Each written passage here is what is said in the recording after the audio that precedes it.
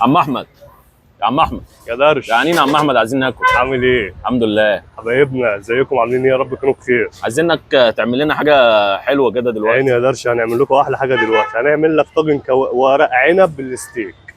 ورق عنب بستيك. اه، ده حاجه جميله قوي، حاجه محترمه قوي، هتعجبكم ان شاء الله.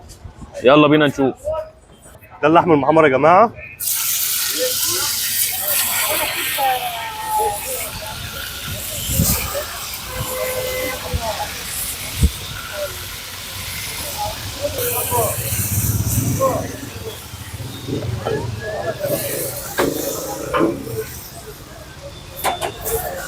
بصل وفلفل الوان يا عم احمد.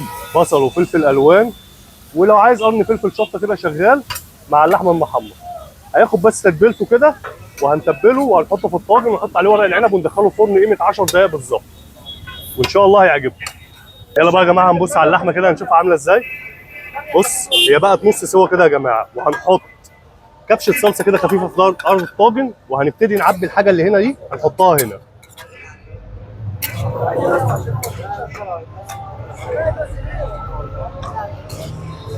بعد ما حطينا كبشه الصلصه وحطينا اللحم المحمر اللي احنا عملناه في الطاسه وحطيناه في الطاجن، هنبتدي بقى نضيف عليه ورق العنب كده،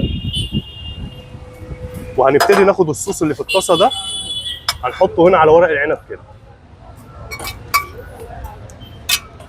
وهندخله في الفرن بالظبط حوالي 10 دقائق، وهنوريه لحضراتكم دلوقتي وان شاء الله يعجبكم.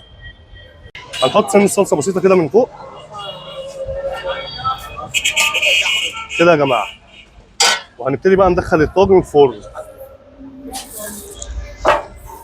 10 دقائق بالظبط، وهنوريه لحضراتكم مع الطاجن بعد السوا.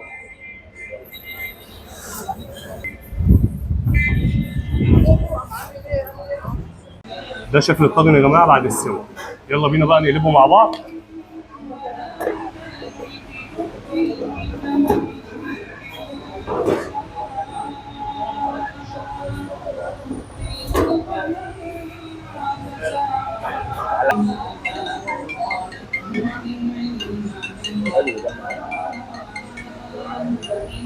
يلا بينا مع بعض ندوقها.